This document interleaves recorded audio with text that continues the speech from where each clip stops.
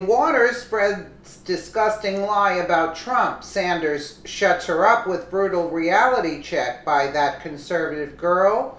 Politics US News for MadWorldNews.com. Representative Maxine Waters has been going around to every news station that's willing to give her airtime to spread a disgusting lie about Donald Trump. So naturally, White House Press Secretary Sarah Huckabee Sanders decided to shut her up with a brutal reality check. During an appearance on MSNBC, All In with Chris Hayes, Waters decided to do everything she could to spread a fake news story about Donald Trump. Well, Deutsche Bank emerges as extremely important because they're known to be a money laundering bank, said the California Democrat. They have been fined over $600 million between the UK and the United States for money laundering, she added. They do not have the kind of operation in the bank that would keep up with what is going on, and we can follow what is going on, said Waters, according to Conservative 101. But they have been known to basically get around the kind of controls that they should have, she added. In addition to that, they're the only bank really that will lend money to Donald Trump. Waters went on, telling a blatant lie. Donald Trump has sued them. They have sued him back, but yet they continue to lend him large sums of money. Donald Trump owes them $300 million, $170 million of that for the Trump Hotel that they have to finance in Washington, D.C., she said.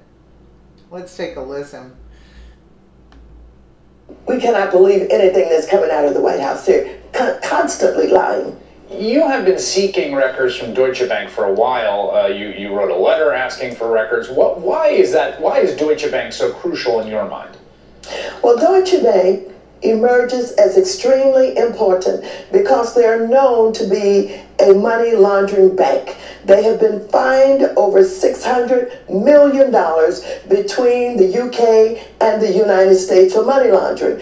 They do not have the kind of operation in the bank that would keep up with what is going on, and we can follow what is going on, but they have been known to basically get around the kind of controls that they should have. In addition to that, they're the only bank really that will lend money to Donald Trump. Donald Trump has sued them, they have sued him back, but yet they continue to lend him large sums of money. Donald Trump owes them $300 million, $170 million of that for the Trump Hotel that they have to finance in Washington, D.C. And so I suspect that, yes, Mueller has subpoenaed those records from Deutsche Bank. I don't know what all of this is about, where they have the lawyers saying that is not true, but I believe it's going to come out. The truth is going to come out. And in the final analysis, because this president won't show his tax returns, right, we don't know about where a lot of his... Well, Waters was speaking in reference to a Tuesday morning fake news report by Bloomberg, which claimed that special counsel Robert Mueller was taking a look at President Donald Trump's finances. Specifically, the report said Special Prosecutor Robert Mueller zeroed in on President Donald Trump's business dealings with Deutsche Bank AG as his investigation into alleged Russian meddling in the U.S. elections widened. The report continued. Mueller issued a subpoena to Germany's largest lender several weeks ago, forcing the bank to submit documents on its relationship with Trump and his family, according to a person briefed on the matter, who asked not to be identified because the action has not been announced. It should be noted that Chris Hayes, as a journalist, should have called Waters out for spreading these incendiary lies on his program. After all, allowing a U.S. representative to disseminate false information only serves to legitimize him and MSNBC, something neither one needs at the moment. Since Hayes refused to put Waters in her place, Sarah Sanders did as much when a reporter asked her a question regarding the same narrative. If Robert Mueller ends up looking into the president's finances, or if he has already looked into the president's finances, does this White House believe that it is a red line? And if so, why? Asked a reporter during Tuesday's press briefing. Look, I think it's important to note, and hopefully you guys have seen this statement that Jay Sekulow, a member of the president's legal team, has put out within the last hour, said Sanders, that they confirmed that the news reports that the special counsel had subpoenaed financial records relating to the president are completely false. No subpoena has been issued or received. We've confirmed this with the bank and other sources, she said.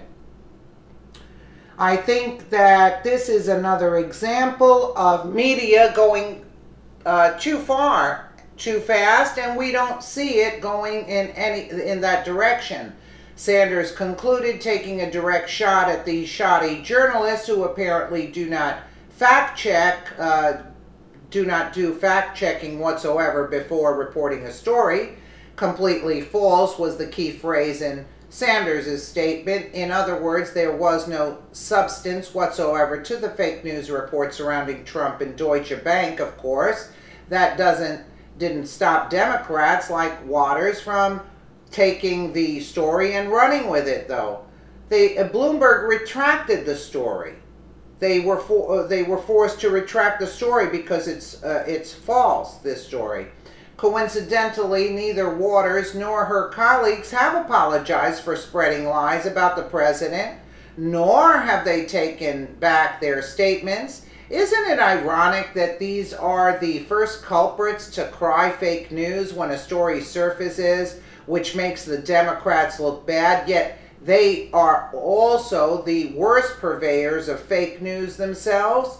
Looks like another classic case of Democratic projection to me. And absolutely true. Bloomberg retracted the story because some news outlet had ran with the story that said that they were subpoenaing Deutsche Bank, and Bloomberg ran with the story, then he had to retract it.